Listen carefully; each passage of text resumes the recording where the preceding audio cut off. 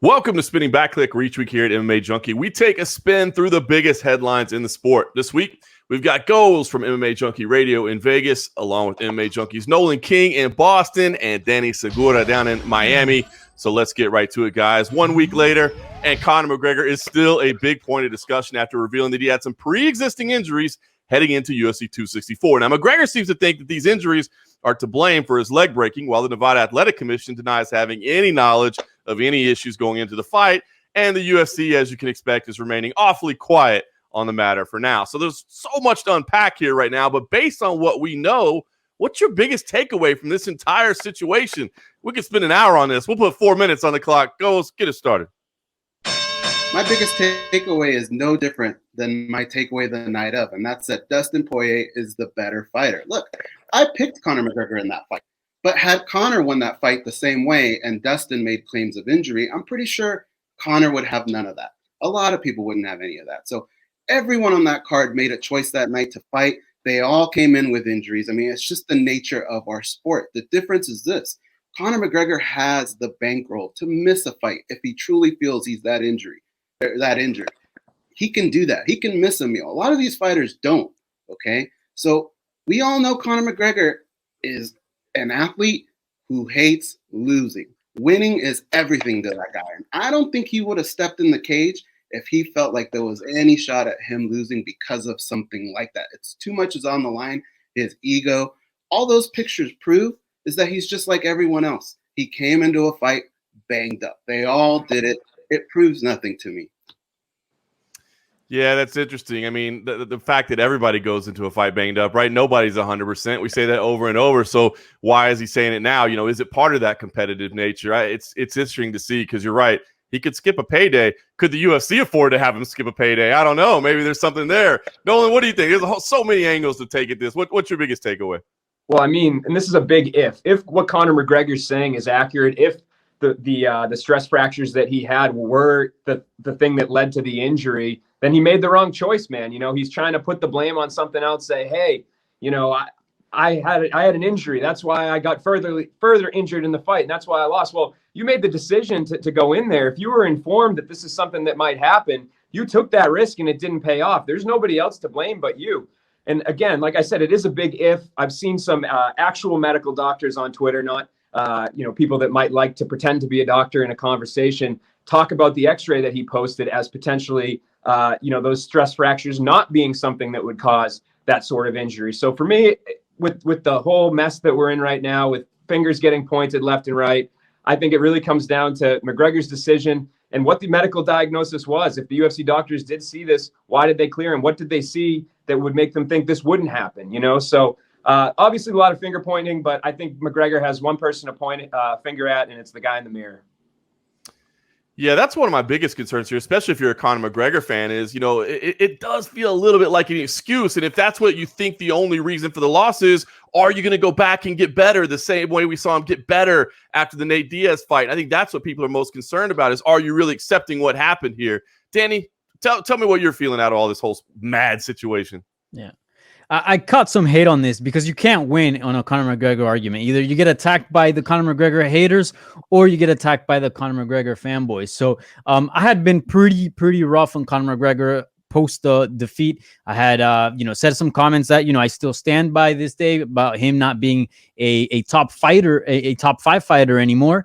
But I did say after all that information came out about the pre-existing injury that it does change things a little bit because look, Conor McGregor, one of the biggest talking points going into the second fight was he was just boxing. Kicking is part of his big arsenal. And look, I know Conor McGregor took that fight, but let's be honest. I mean, Thompson versus Gilbert Burns, is that fight going to headline UFC 264 if Conor McGregor were to drop off? And then Tai Tuivasa, Greg Hardy co-main event? That's a tough one for the UFC. So I'm sure there was a lot of pressure for him to come back and to stay on that card as well. So look, I know at the end of the day, he took the fight. He agreed to it.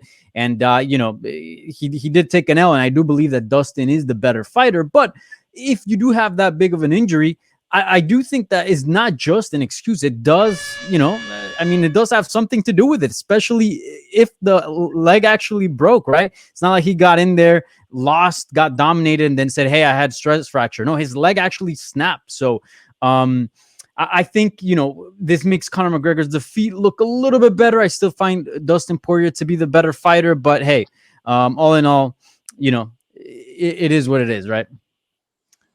I knew there was no way we're going to be able to keep that to 4 minutes. You could think all day talking about that. The good thing is, that we're going to see Conor McGregor fight again at some point. So hopefully he's healing up okay, and we'll see what happens moving forward. Guys, speaking of UFC lightweight, Islam Makhachev picked up an impressive win over Thiago Moises in the main event of UFC on ESPN 26. Now, he's calling out a lot of names right now, but the one he seemed most interested in, at least in the press conference afterwards, was Tony Ferguson. He mentioned kind of the history between El Kukui and Islam's own teammate and mentor, Khabib Nurmagomedov. So considering that, the history that lies there, is this the clear fight to make right now for Islam Makhachev, or do you see another option on the table? Let's put 4 minutes on the clock. Nolan, you start us off. And I might catch some hate for this opinion, but I actually do like the Ferguson versus Makhachev matchup. Not that I think that it will necessarily even be a close fight. I think that the odds will heavily favor Islam at this point in both men's careers, but I think that there is incentive for both guys to take this fight. I think if we're going to play the rankings game, Tony Ferguson sitting there at number 5, and that's the type of range that I think Islam is ready for. So the numbers don't lie. I think that's a good matchmaking in that regard. And I think there is incentive on Ferguson's side too. He never had that Khabib fight. That's something that he really wanted. And I think that this is the next big thing. The next best thing for him to get would be able to fight the guy that Khabib Nurmagomedov is mentoring. So I think there's motivation on both sides. Who knows, from the landscape that's going on right now, there aren't a lot of people that are jumping at the opportunity to fight Islam, but I don't think Tony's one to run. And like I said, if he has some motivation to get in there in the cage, no matter what the lopsided odds will say, I think that it's a fight the UFC would be interested in, and as both fighters would be as well. Yeah, that's the really intriguing part about it, right? In a rankings perspective, it makes sense. It seems like the right next guy, but we've obviously seen the setbacks lately for Tony Ferguson. Meanwhile, Islam's on this crazy winning streak, so you wonder if that matches up. Danny, what do you think? Is that the fight to make, or do you see another one that makes more sense? I don't like it. We've seen Tony Ferguson get dominated on the ground while being on bottom by guys who have, lesser of a, top control, right? Beneil Dariush, obviously a great grappler, but considering who Islam Makhachev is, probably not as good as far as top control goes. So we kind of know how that fight would go. And to be honest, I'm not interested. I kind of want to see Tony Ferguson go into the realm of fun fights. I think that's where he's at in his career, whereas Makhachev is in a completely different spot. He's out to prove that he's the best, and I want to see that. I'm sick and tired of fighting the Thiago Moises, in all respect to Thiago Moises, but he already proved that he can go past that level and beat opposition fairly easily and stop it. I want to see him get matched up against a top 5 opponent. So I like the idea of Dan Hooker. He's a little bit outside of the top 5. I know Beneil Dariush was also suggested. I think that's also an interesting option as well. But I want to see him against a top guy. No more of these top 10, top 15 guys. I think he's past that, and it's pretty clear. Yeah, no question about that. He's definitely earned the right to fight somebody up in the upper echelon of the division. You mentioned Hooker. That's one that's been floated out there. I don't know. Goes, what do you think? I know you usually have some interesting matchmaking options in your arsenal. What do you think is the right fight for Islam here? Well, when it comes to that division, you could pretty much throw a dart at the wall, and you're going to have a great matchup. But does it make sense? That's the thing, right? So when it comes to Tony Ferguson, you can match him up with anyone. Everybody's going to love that. It's always better when the fighters do their own matchmaking. It makes things a little bit more fun. But when it comes to Islam, it's difficult to matchmake for him because he's got a particular style and nobody wants to fight him. So if you find a guy that wants to fight him, I could see how they would do something like that. There's a little bit of a storyline there with Khabib. Dana is so desperate to get this guy back in action that who knows, maybe he feels like he can ruffle some feathers if Tony can get a win there. Maybe he can talk Khabib to come out of retirement. There's so many different angles. But there is some value to having Tony Ferguson and Khabib around each other. So I could see them playing that angle a little bit. But here's what I do know. RDA is available, okay? And I know he just made weight and all that, and he wanted a little bit of time. But if you can make that fight, I think that's kind of what Danny's talking about. Let's test his skills. Let's get him up against a former champion. Somebody like RDA, I like that fight for him. I think it makes sense. I think that when you put them in front of each other, that mean mug RDA gives on paper, the styles, I like that fight. Make it RDA. I'm going to be really intrigued to see what the matchmakers do, because you're absolutely right. Tony Ferguson is a fun story. That would sell. Like you said, all the connections there, but I like the idea of Rafael dos Anjos as well, the former champ. That'd be a great next test as Islam Makhachev tries to get to the top of the division.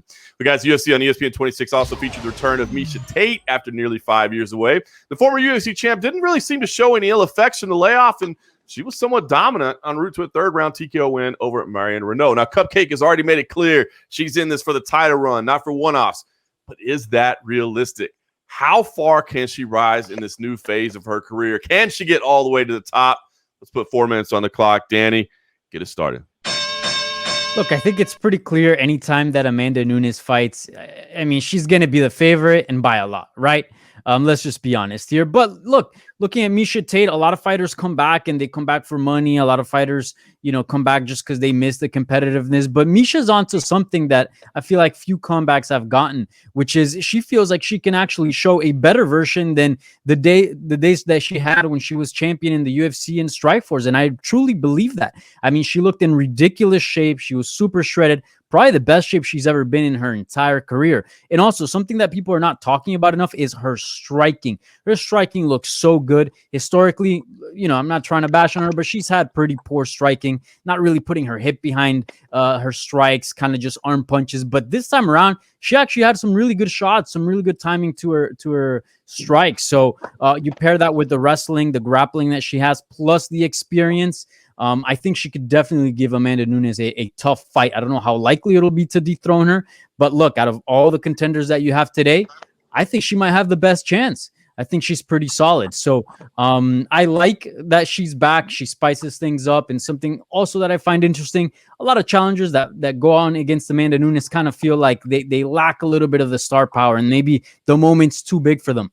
Not Miesha Tate. She's been there. She's done that. So I like her back at 135.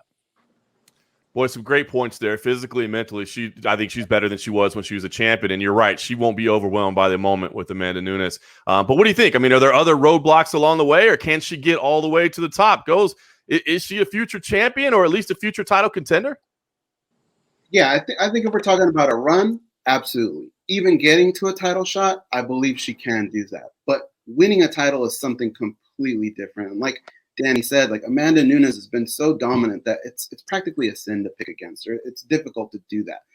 Miesha looked fantastic on Saturday, and I hear a lot of people say she looked great for coming off a layoff. I think she just looked incredible overall. If you go back and you look at Miesha Tate, for some of you new fans, you're going to see organizations you've never even heard of. Miesha Tate's been doing this for a very, very long time. So I think that break was something that she needed. She's very marketable. I think they would want her to get to a championship, and then whatever that road is normally for somebody, it's probably less because she's a former champion. But we cannot act like at some point in her career she didn't say, I don't have it anymore, or this isn't fun anymore. There's something that drove her to retirement. And we have to figure out if she was able to solve that along the way on this journey.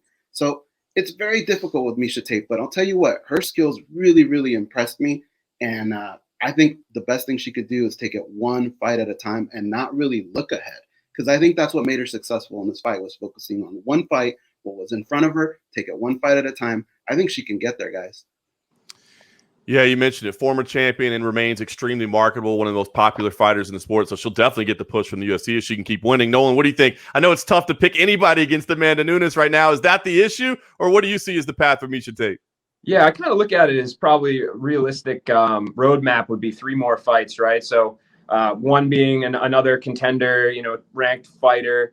The next one being kind of a number 1 contender fight, whether it's against Holly or Germaine or whoever's at the top at that point. And then obviously a title fight, which I think the betting favorite as to who that would be a fight against Amanda Nunes. So I think it's essentially 3 steps that she has to having that gold wrapped around her waist. The first one I think is super obtainable. I think she looks like the Miesha Tate of years ago. I mean, the division's kind of similar, honestly. The same contenders exist in similar places. So I think she'd win that first fight. Second one would be iffy, a number 1 contender fight, a Holly Holm type. And then the third, I think Amanda Nunes. I'd be crazy to pick Tate in that fight. So I think she's got contender potential. Yeah, she looks every bit an opportunity to get to a title fight. It's just if you can beat Amanda Nunes, what you said, number 1 in the world right now. It's hard to pick against her, but who knows? Hey, listen, we don't know how much longer Amanda Nunes wants to keep fighting. I mean, it's not out of the realm of possibility by the time Miesha's there. Amanda's decided she's ready to be home and be part of the family. So we'll see how it all plays out, but certainly some big fights ahead for Miesha Tate. Now, guys, UFC on ESPN 26 proved to be a frustrating night for Jeremy Stephens, who suffered a quick submission loss to Mateusz Gamrot. Now, Stephens has come out and said he's hoping for a quick return to action, but there's some question as to whether he'll stay in the UFC or not. So where do you think Stephens winds up next? And is there a place you think he should go, that you recommend that he go, that you'd like to see him go? Is it stay in UFC? Is it go to Bellator? Is it maybe bare knuckle? He likes to throw them hands. Maybe that's a place he can do it. Lay out the future for Little Heathen. Put 4 minutes on the clock. Goes. You can get it started. Yeah, Stephens' last few years have been pretty rough, to say the least. But the fact that he wants back in quickly, I think, helps him. Like, things have started to open up here. We have crowds. But don't get it twisted. Like, there are still fights that fall off due to COVID, due to injury. So I think that a guy like Jeremy Stephens that's willing to step in on just a moment's notice, anytime, any place, I would have to imagine that if I'm a matchmaker, this is the type of guy that I want on my roster that I can use. Given the placement that he's had on this card and even the card before, he's just a guy that I think people like to tune in and watch because you know what you're going to get with him. And I know this last one probably wasn't indicative of that, but in the past, we've seen Jeremy Stephens comes to scrap. So I think he's a guy that maybe you take a chance on given the circumstances of what the UFC and the world is going through right now. I think he's very versatile. But should he leave, I think it's maybe one of those situations where you might want to reinvent yourself. And something that John brought up, BKFC, I rarely recommend fighters go to that because it can be so brutal, but that's got Jeremy Stephens written all over it. I like him to go there should he leave the UFC. Yeah, it's interesting because if you're looking at the results, then you would easily say, he probably doesn't deserve to be in the UFC anymore. But he is an exciting fighter. And as you said, he's always going to step up and fight. So he's never going to say no. That all bodes in his favor, but we'll see how far the UFC is willing to go. Maybe they're still mad at him over the Drakkar Klose situation. I don't know what's happening behind the scenes. Nolan, what do you think? What do you see as the future for Little Heathen? Well, as much as I think a Jeremy Stephens weigh-in at bare knuckle fighting in Florida where anything goes would be a great traffic generator for us to see on a regular basis, I kind of have this feeling that he'll end up sticking in the UFC, man. I think he's one of there's a certain group of guys, right, that Dana White kind of has a soft spot for, and I think that we saw that exposed in the handling of the entire Jeremy Stephens weigh-in shove situation. I think he's a guy that Dana really respects for his longevity in the sport, for his ability to put on exciting fights and take on all comers. Like the guys that they were offering Stephens, some of the names that I've heard, in the past year and a half have all been killers. And we saw that with Mateusz Gamrot. I mean, that's a guy that was struggling to find an opponent to stand across the cage from him. And he's 19-1 now. So Stephens can be that guy for the UFC. I think I don't expect the UFC to hand him any sort of builder matchups or, hey, we're going to rebound Jeremy Stephens. We're going to get him a couple wins so he's serviceable. No, I think they're going to use him as a guy that will be willing to take on all comers, some of these really tough lightweights and maybe even featherweights that are on the come up, and just know that they can plug him in there and there'll probably be violence one way or another. So I think it helps Stephens that he wasn't knocked out in this last fight. And I think that that soft spot in Dana White's heart will get him another one at least. Yeah, there's something to be said there, right? A marketable, known name that's willing to face these up-and-coming killers that nobody wants to face. Like, who wanted to face Gamrot? I mean, that guy, but nobody knows who he is unless you're the hardest of hardcore. Now, maybe that changed a little bit. Danny, what do you think? Do you think he can stick around, or do you see better options for him somewhere else? I think he's got options, but I think he sticks around. I agree with Nolan. Look, we just got to look at his resume. I mean, he lost to Jair Rodriguez, Calvin Kattar, Magomed Sharipov, Zabit, right? I mean, he's been just fighting killers nonstop for the last few years. So, of course, he hasn't had a win because he's been fighting the very best. I'd like to see him take a step down in competition, get some fun fights, and see, where he's at then and how he looks. And if things don't work out in the UFC, like Go said, I think Bare Knuckle FC is a perfect place for Jeremy Stephens. I mean, the guy likes to bang, so let him bang, right? I mean, that just seems like the best promotion that he can go to. So I think he sticks around in the UFC maybe for a couple more fights, see where he's at, see if the level's there, take down a step in competition. And then, if things don't work out, BKFC is always a fun option. Boy, the more we talk about it now, I just want to see Jeremy Stevens and BKFC at some point. Maybe not right now, but he's got to give us at least one or two before he gets done. So we'll see what the future holds for Little Heathen. As you said, he likes to get out there and scrap. Well, guys, what's a week of spinning back click if we're not talking about at least one of the Paul brothers, right? At this week's press conference in LA, Jake Paul said that he's the one with more on the line in his upcoming boxing match with Tyron Woodley. Is that true? Or is the former UFC champion the one with more hanging in the balance? I mean, that's some reputation on the line. Lay it out. Who really has more on the line in this matchup?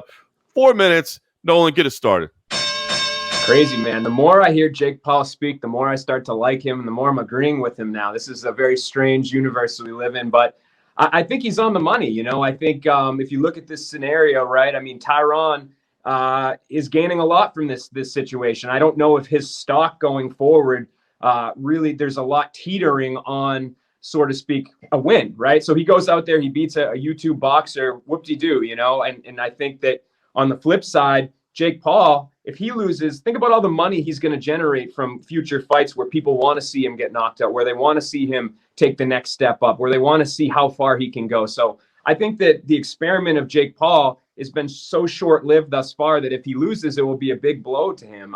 Woodley's already been there. He's done that. People know who he is. The reason that he's in this fight is because of his name recognition. So if Tyron was an active UFC fighter, if he was a champion or something, that would be totally different, but he's not. He's a guy that's taking this opportunity because of his name. And so I think Jake Paul is right on the money with this. He has much more to lose than Tyron Woodley does at this stage. It's interesting because you're right. Like what Woodley has accomplished can never be taken away from him, right? He's forever going to be a former UFC champion, but to lose to a YouTuber, that sure does impact the reputation. But yeah, Paul's earnings would change dramatically. Danny, what do you think? Who's got more on the line here? This is a tough one. I think the obvious answer, and what I originally thought was, of course, Tyron Woodley. I mean, he's the fighter. Jake Paul's a YouTuber, right? But the more you think about it, the more you realize, like, hey, look, I mean, Jake Paul's boxing career could be at stake here because why do people tune in to watch him fight? Because he keeps winning, right? He pisses everyone off and he keeps winning and people just want to see him get knocked out. And then when that moment arrives, then the itch gets scratched and all of a sudden maybe his future fights will lose a little bit of relevancy. I mean, he would have to do some great things to sort of get back to the hype that he is at now. So he needs to win to keep that hype train going. So it's a tough one. It's a tough one. But if you look at the Woodley side, I mean, Woodley is a former UFC champion, one of the baddest fighters that ever existed, one of the best welterweight champions the UFC has ever had. And then to lose to a YouTuber like Jake Paul will definitely be an all-time low as well. So I think the stakes here are high for both men, very differently, of course. But also you can make the case that, look, Jake Paul already won, right? He's already made millions. He's already, gotten a few wins, beaten a former champion in Ben Askren. So I don't know. Everybody here has a lot to lose. It's crazy, man. These Paul brothers, they sound like they're talking mad trash, and then you break it down. There's actually some truth to what they're saying. Goes lay it out on the line. Who's got more on the line in this fight? I think you guys got it all wrong. To me, it's obvious. It's Problem Bot. He's got the most on the line here. What is he going to do if Jake Paul loses? He's going to flip burgers at Burger King? That ain't going to work. But really, Jake Paul is going to Jake Paul no matter. Regardless, right? He has endless ways of making money. Nobody tunes in to see his record get a blemish. We want to see him get his clock clean. It's not about legacy with that guy. He could lose a fight, turn around and pick somebody else, and we probably all tune in again because we just want to see him get knocked out, all right? When you think of Tyron Woodley, though, that guy has all his eggs in one basket, man, and that's combat sports. If you ever talk to Tyron Woodley, he's not happy just being one of the best of all time. He really wants his legacy. He wants people talking about him. It's a big payday, I get it, but money doesn't last forever for Tyron. And if he were to lose here, I think it would kill his marketability. His market value would really go down. So I think Tyron Woodley has a lot more to lose here. It's kind of like, this is combat sports. It'd be like if there was a really fast wide receiver and we said, you should race Usain Bolt. Usain Bolt should win every single time. And in this particular case, a former UFC champion like Tyron Woodley, who's known for his striking, he should win every single time. I think he has more pressure. I think he has more to lose. Goes on the one hand, the disrespect that you're showing Tyron Woodley by saying all his eggs are in one basket. What about the burgeoning music career that's happening? I mean, come on, the man has options. But on the other hand, I mean, who else is thinking about problem bot, man? You're really looking out for the people that need looking out for, Ghost. You're that kind of guy. Guys, we'll close it out with a speed round here. We're halfway through the return season of The Ultimate Fighter, so let's give it a report card. Is this season working for you so far? And is there room on the landscape for this show to continue alongside Dana White's Contender Series? We're going to do this one quick. We'll just put 2 minutes. Danny, get us started. Look, to be honest, I've only seen one episode, and I think that speaks to the nature of the state of The Ultimate Fighter. I'm sure some people watch it, but back when The Ultimate Fighter got launched, I mean, TV shows and reality TV shows were such a big thing. Now everyone just wants to watch live. That's why the Contender Series is so popular. I'm not a huge fan of the current state of The Ultimate Fighter. I don't watch it. I think there are better avenues for fighters to get to the house. I don't think The Ultimate Fighter house is representative of do you want to be a fighter? Do you want to get to the UFC? Very little circumstances will, or maybe none, will ever mimic a situation like The Ultimate Fighter in MMA. So for me, I'm not a huge fan of it at this point. I think maybe if they bring it back for special occasions, that'd be okay. But recurring seasons, not digging it. I think it's been excellent so far, guys. That's coming from a big Dana White Contender Series fan. At one point, I thought there was no more room for this, but you have to remember, you have to look at it from different angles. Sometimes it is about bringing new talent, right, and the fighters and the spotlights on them. But a lot of times, it's a good avenue to help build up a fight. And the Alexander Volkanovski and Brian Ortega fight, these are two guys that are kind of quiet. You don't know too much about them. But this show has really brought out their personality. It's made me want to watch that fight even more. So in this particular case, I think they're doing a good job where you look at some of the fighters and you go, hey, these guys might be able to do something. But looking at the coaches and their interaction, I think they got a winner there. So remember, Dana White's Contender Series, you can win. Doesn't mean you get a contract. Here, the fighter controls their own destiny. So far, I've had a lot of fun. Yeah, I think Goes makes a good point there. The coaches have been elevated, the rivalry there. But overall, I was excited for the return kind of in a nostalgia way. But now that it's here, I mean, they should have done something different. Made me have a little bit more of a reason to watch. Tweaked things, added some sort of theme, but we didn't get that. So I'm very indifferent. I've only tuned into a handful of episodes. Pros and cons all the way around. I've enjoyed it, to be honest with you, but I'm just one of those weirdos that will literally watch like MMA all day, every day. So I got time for it. And the aspect about the coaches is important too. I guess that is one aspect that you don't get out of Dana White's Contender Series is building up that rivalry. Maybe they can tweak it to build it more around the coaches somehow. I don't know. Maybe changes may ahead. We'll see. But guys, we've got lots of MMA every weekend. Of course, this week the featured bout is UFC on ESPN 27, but there's going to be tons of stuff happening both in and out of the cage, and we'll talk about it all next week